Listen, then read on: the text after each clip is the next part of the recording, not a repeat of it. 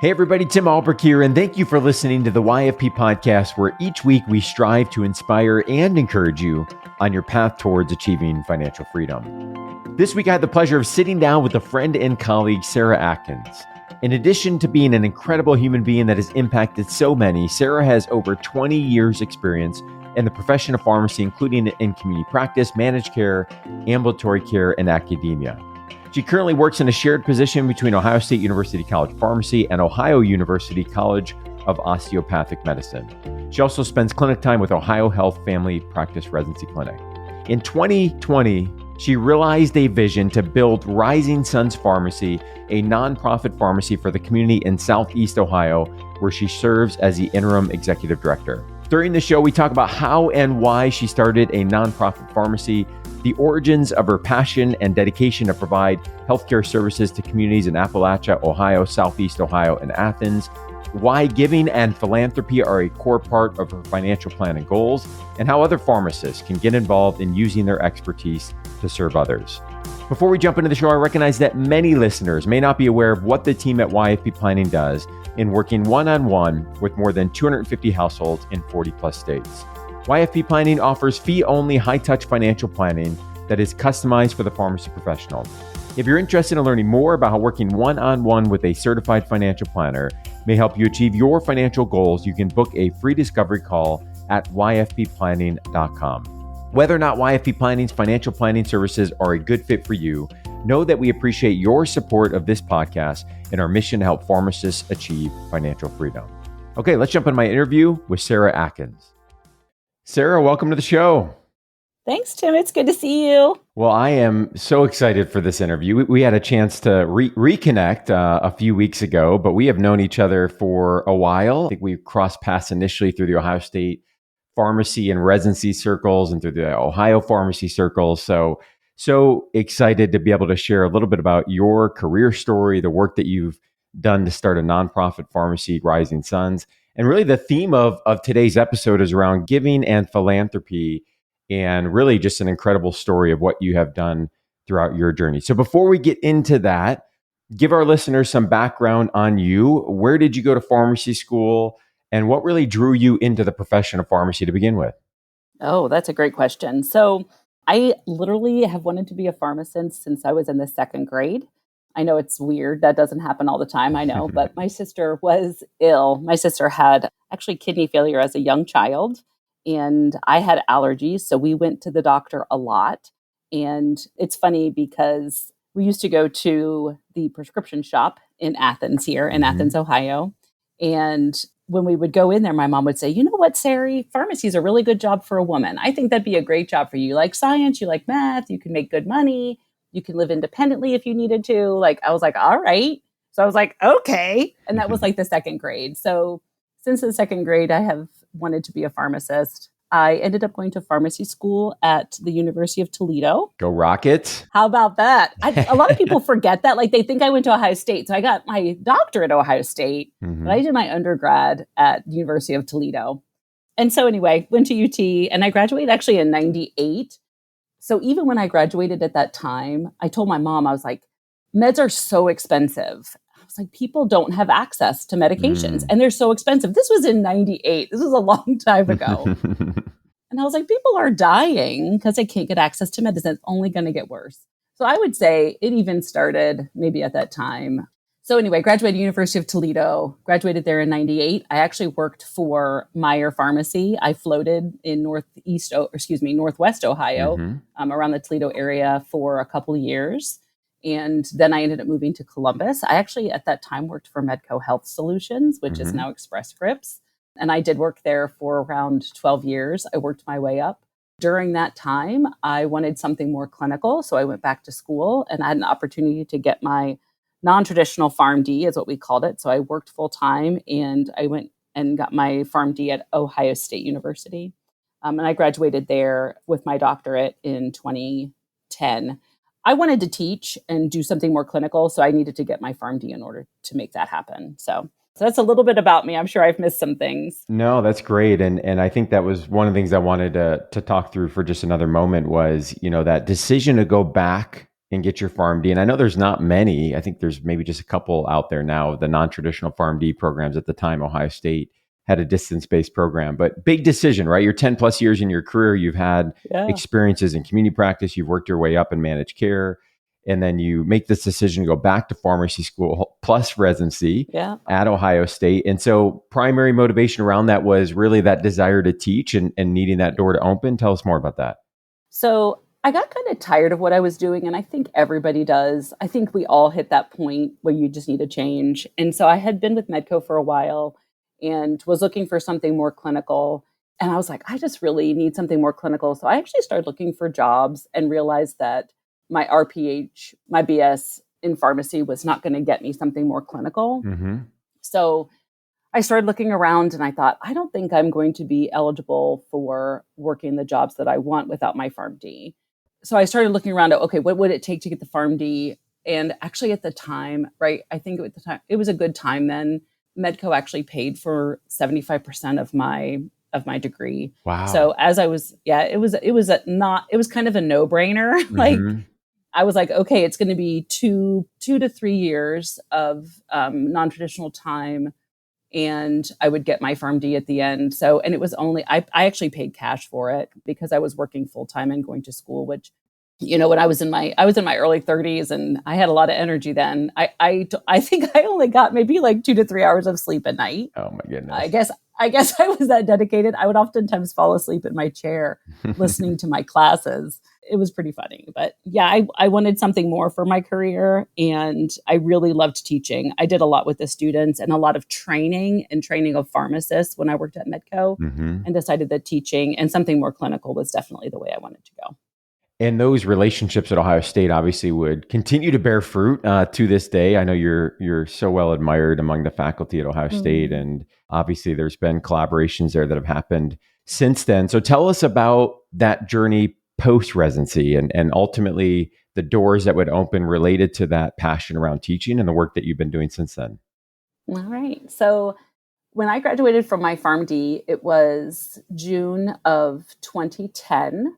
And I was struggling with what to do at that point. Like, did I stay with Medco? I had actually talked to Maria Perchinicki, who is faculty at Ohio State. And I said, I still kind of want to teach. What should we do? So she actually came up with this plan for me as a pharmacist, as a practicing pharmacist, to be a teaching assistant at Ohio State. She's like, this is something I wanted to try, like bring in actual pharmacists while they're practicing. So that was the plan. So in fall of 2010, I was supposed to be a TA for her class just to see how this would go. And that was in Columbus, Ohio. So around about that time, I had a tragedy happen in my life and determined that I was not going to stay in Columbus after this happened. So I left Columbus, and I remember I just graduated with my doctorate, and my hometown is Athens. I grew up here. So I said to Ohio State, and I adore Ohio State. They've taken really, really, really good care of me. The people there are amazing human beings. And so I said to them, I said, hey, I have to go home. Like, I cannot stay in Columbus. And if there is anything you would like me to do there, I'm happy to do that. And I went to Ohio University because I knew people that worked at OU. And I said, hey, if there's something you'd like me to do, I will do that. Otherwise, I'm going to dread my hair and become a barista and get some neck tattoos. That was the other choice. So I don't know if they didn't want to see me with neck tattoos. I mean, I don't know if that was what There's they were still time, about. Sarah. There's still time for neck tattoos. Believe me, Tim, it's gonna happen someday. You're like, what happened to you? And I'm like, yeah, time for the neck tattoos. That's right. So anyway, actually Ohio State and Ohio University College of Osteopathic Medicine had actually been discussing having a pharmacist there already, but they couldn't find someone to work there with the money that they were going to pay, because at the time pharmacists were making quite a bit of money. And to be honest with you, I didn't care. I should be more concerned about money than I am. I don't care about it that much. It's not a good thing, I don't think. Like over the years, I'm like, Sarah, you really should care more about it. But I was like, I didn't care, especially at that time. Like, I had been through a lot, and all I wanted to do is keep life simple and maybe just teach a little bit and not lose my PharmD or not lose like the clinical education I received. So they worked it out. So I would have a part-time residency and I would take students here on rotation and expand practices in Southeast Ohio. And if it worked, then we could talk about making it a full-time position. So it worked out great for both of us because if it didn't work, they didn't, it wasn't something that they were all tied into. And if it didn't work for me, it wasn't something I was tied into. So I ended up with a 1-year residency program, a PGY1 in ambulatory care here in Southeast Ohio, where I worked at a free clinic that OU HCOM has, and was able to bring students down and started teaching classes at OU HCOM. So it actually worked out really well for everyone. I think it was sort of just meant to be, if I can say that. And for our listeners that are not in the great state of Ohio, just some more context, we have 7 colleges of pharmacy here in the state of Ohio. And there really is and has been a gap around a pharmacist presence as well as opportunities for healthcare needs in Southeast Ohio. And so OU College of Medicine, Osteopathic College of Medicine, doesn't have a PharmD program. And so there's just a really good natural alignment, there in terms of Ohio State being able to expand its mission and its work. There wasn't a competing college in the area. There's a need for healthcare and a pharmacist services and presence in that area. And I think it was a really cool alignment of, some mentors that you had through your journey at Ohio State, obviously your passion for the work that you were doing, and also just asking the question, right? So, hey, I'm going back home. I'm going to, Southeast Ohio. And like, if there's an opportunity that we can collaborate in something, great. If not, that's okay. But asking that question and seeing those doors open, and obviously the impact that has been since then is a really, really cool story. And all of the students, probably hundreds, right? If not thousands of students you precepted at this point, medical pharmacy, that have been able to be impacted by this. So 2011, you make the move back to Athens, and you have this idea, you have this vision to start a nonprofit pharmacy. And we're going to talk about that journey and really 10 years from idea to doors opening. But tell us more about the vision and why that came to be, that you really saw this opportunity to open a nonprofit pharmacy in Southeast Ohio. When I came down and was able to work at this free clinic that OU had started, I thought it was fantastic. And so they had actually been operating this free clinic out of out of the College of Medicine here at OU since like the late 80s. It actually had been going on for a long time. And I actually had not known about it. So when I came back and had this opportunity to work here, they had a mobile unit so they could actually go out into the community. They had a really amazing program. And I hadn't been here a week, seriously, like a week. And I was like, okay, so you have this great program, but you don't have access to medications. So these patients would be eligible to come in and see the provider at no charge. And oftentimes they would be able to get their lab work done either at reduced or no cost, depending on the income that they brought in. And they could even get hospitalizations or something done at the hospital if they needed to at low to no cost, but they had no access to meds. And at the time, the clinic was actually contracting with a local pharmacy, which was good for the local pharmacy too, but it was really the cost that the free clinic was paying for medications was pretty giant. And they still didn't have access to a lot of brand name medications, a lot of newer meds. Most of the meds they were giving were on like the $4 lists at the local pharmacies, or they would sometimes purchase like vitamins and over-the-counter products to actually give to the patients. So it was just a huge gap. And I knew that when I had come here.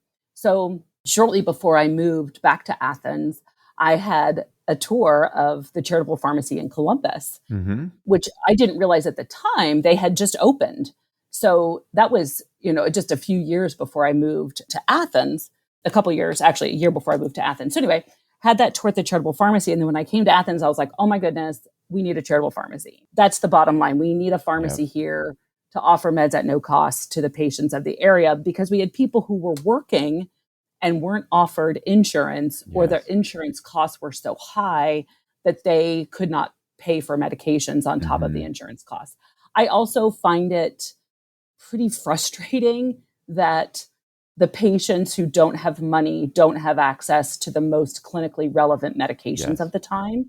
I watch commercials and I see commercials for Jardiance and all these great medications. And I think, Well, that's really great for the people who can afford it. Mm-hmm. So I have a real problem with that, of people not having access to the meds that are clinically the most relevant and the most helpful for them.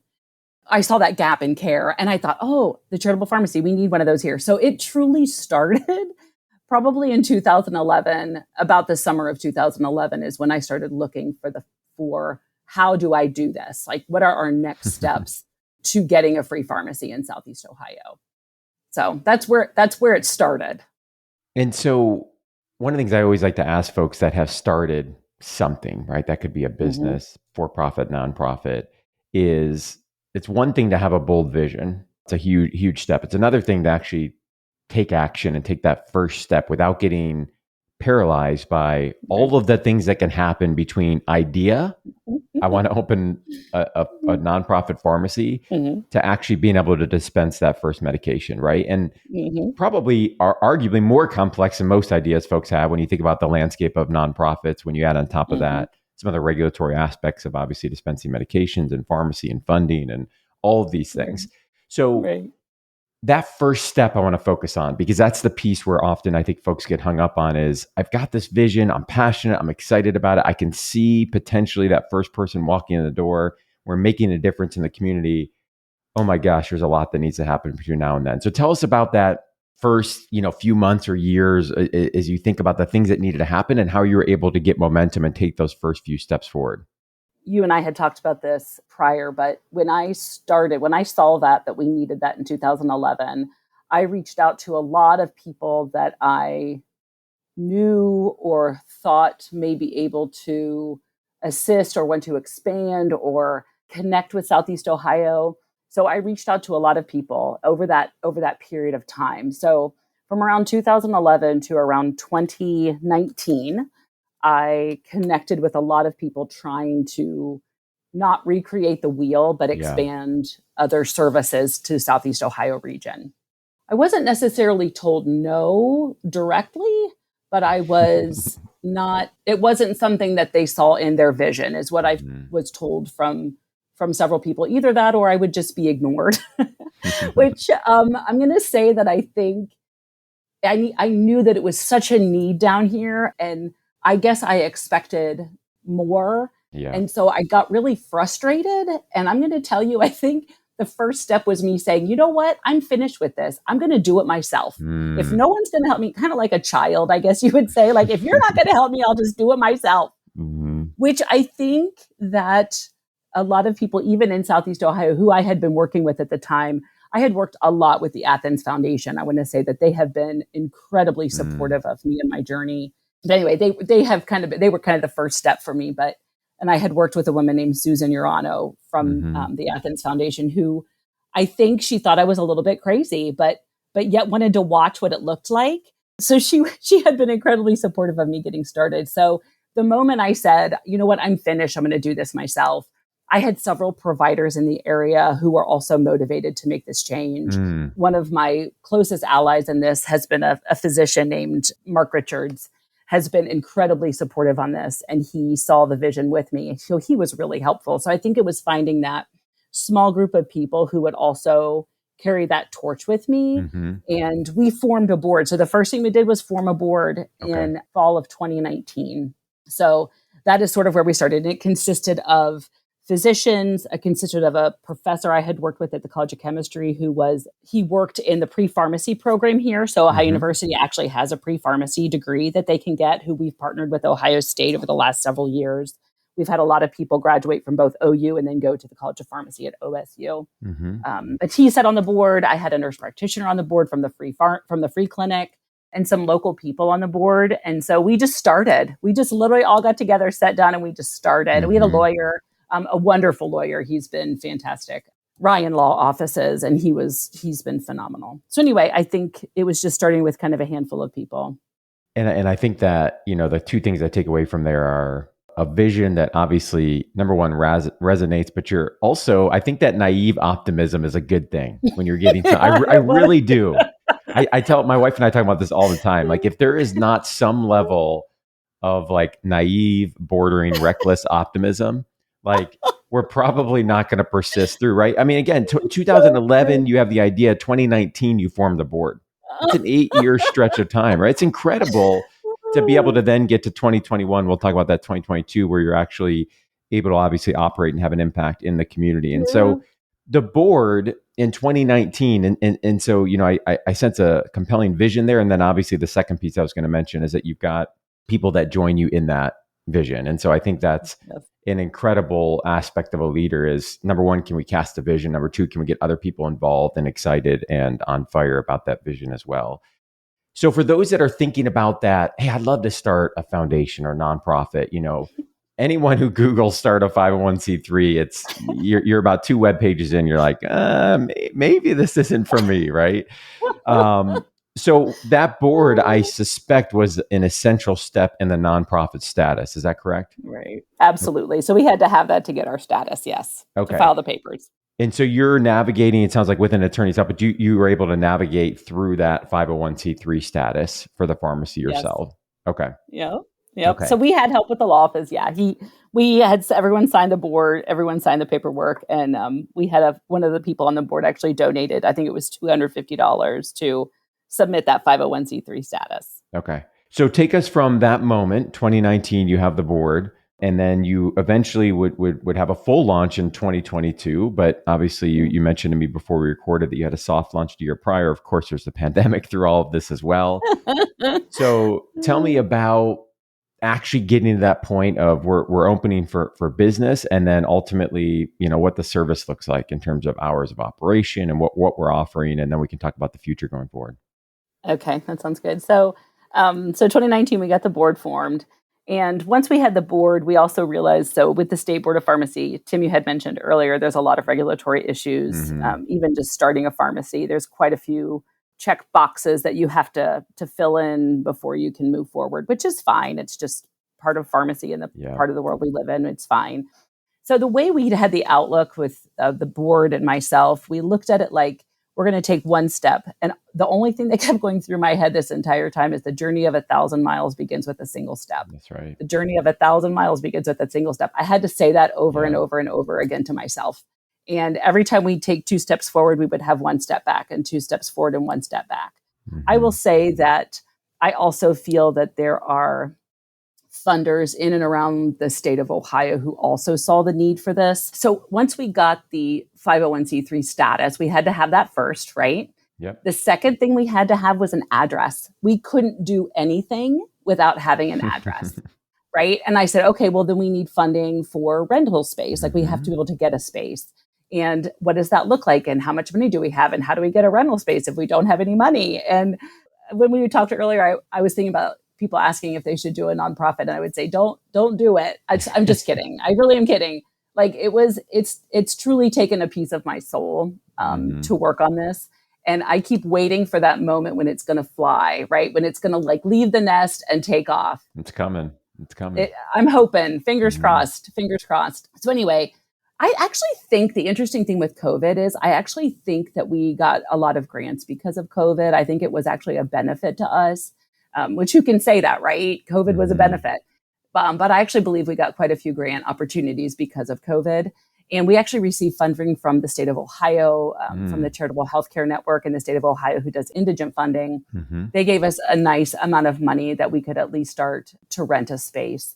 So we actually, within the first year, with a lot of effort from myself and a couple of the board members, we ended up getting around $110,000 in grant funding for startup costs. It was a lot of time and effort put into writing those grants and knowing who to contact and where to go.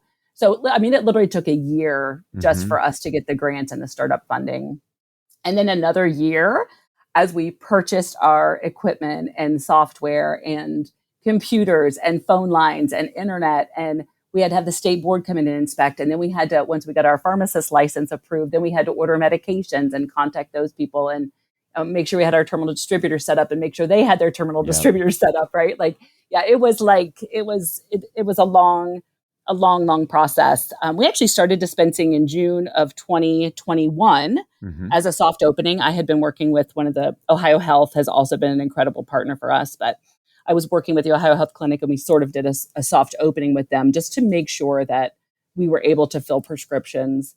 and we're making sure our software worked and people could get to us and that our printer worked and our labels worked and all of our clinical information worked and we were able to get drugs. Like it was kind of a long process. So then we did have a final, we were able to hire a pharmacist with a grant that we received. We hired her part-time, and I'm going to say bless her heart, because she literally is working for us for not a whole lot of money, for as much as pharmacists get paid. And she is a one dedicated, amazing human being. Kendra Donnelly is working for us, and she actually is also from Southeast Ohio. She's an amazing human, and she literally took a step out to come and work for us. So I appreciate her a lot. So she started in November, and with her help, we were able to do a grand opening April of 2022. So our hours right now are kind of wishy-washy. I actually am still working another full-time job. I'm still teaching. I still do ambulatory care practice with Ohio Health. So I try to come in a day and a half a week. Kendra fills in the blanks with the other ones, but we share her with Kroger Pharmacy. To date, though, we have dispensed over 400 prescriptions, and we have dispensed over $130,000 in drug costs. So we have done it. We are here. We are here. I said it's miraculous and yet terrifying. I said I'm terrified, and yet incredibly excited. So, well, and it's incredible to hear the implementation, right? We talked about the journey from idea to doors opening, and now we're obviously starting to talk about the fruit of the medications that have been dispensed, the value of that. And, to me, as I hear this, and maybe you don't feel this in the moment, but as I hear it from an outsider, like, it feels like the iceberg under the water work has been, largely done. And now there's really an opportunity to scale and to have the impact that your vision has had because of all the work that's been done over the last 10 years. Yeah. And grants are great, but they take a lot of time and effort, which is why we need Joe Burrow to step up. Yes. And write that. Joe. Come on, Joe. We need that check. Let's do this. A cool meal, Joey. That's all we're asking for. Yeah. Just that gold necklace, right? That's all we need. That's right. That's right. When we talked a few weeks ago, I really sense that giving, and obviously our listeners are going to get that feel just from this interview. I sense that giving both time and money is a really key part of your financial plan and goals. And I recall you saying something along the lines of, I don't want to just die with $1 million sitting in the bank. Yes. And, you mentioned a little while ago that maybe I should have been better about money, but you've done your diligence. We often talk on this podcast that there's a balance between, sure, we need to think about the future. We've got to save for that future life and retirement, but we also need to make sure we're living a rich life along the way. And one aspect of that is making sure that we're intentional when it comes to the giving part of the plan. So tell us more about why you have prioritized giving as a part of the financial plan and how you've been able to execute on this when there are lots of competing priorities for both your time and your money. That is a great question. I actually, when I even opened and we had started talking, I didn't give a whole lot of information about my family, but I'm going to say that my parents, I was raised in the church. And I think regardless of the spiritual realm in which you're raised, a lot of my upbringing was about giving and making sure that those who were not as fortunate, that I gave to those people who were not as fortunate. I was taught that since a young age. And I think that for me, that is, I don't have a lot of money, right? I never have needed that or wanted that, but I have time. Do I have time? That's the question. That is the question. I think I don't have time, but I definitely give wholeheartedly of my time is what I give. So I have given, it makes me feel good, truly. And when I'm at the free pharmacy, it is a lot like community pharmacy, right? It's a lot. You're on your feet, you're taking phone calls, you're answering questions, you're trying to figure out cost of medications, spending a lot of time on the phone asking patients about their insurance coverage or, why are you not eligible and how much is your copay for this? I have a couple people, just because it's come to my head, I have a woman who has an $8,000 deductible on her plan. $8,000. That always comes to my head about people with their deductibles. So why giving? Because I can. Because I can. I'm bright. I have a good job. I have a lot of support from my family and my community. I can. And I'm able. So why not? And it makes me feel good. I feel like I've done something to make myself proud and to make my community proud and my family proud.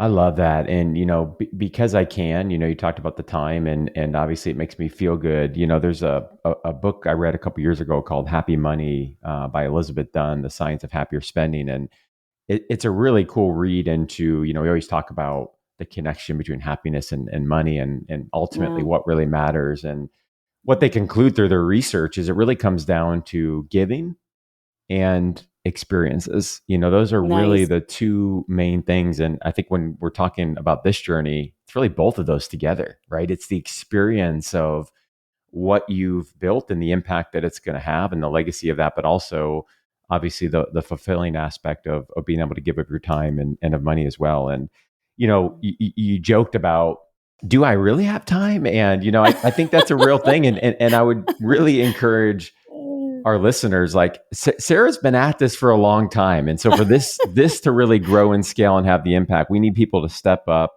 and be able to give, some financial help to see the pharmacy continue to thrive. And I would love for individuals to check out the website, risingsonspharmacy.org. We'll link to that in the show notes again, risingsonspharmacy.org. And you can see some information on there to get involved, to give. And we would love to get the community involved in that. So Sarah, this has been awesome. I'm looking forward to coming down next week and checking out the pharmacy myself. So thank you so much for taking the time to come on the show and to talk about this journey. I really appreciate it. Thank you, Tim, for letting me share. It's been quite the journey, so it's good to share it. I appreciate you. Thank you, Sarah. As we conclude this week's podcast, an important reminder that the content on this show is provided to you for informational purposes only and is not intended to provide and should not be relied on for investment or any other advice.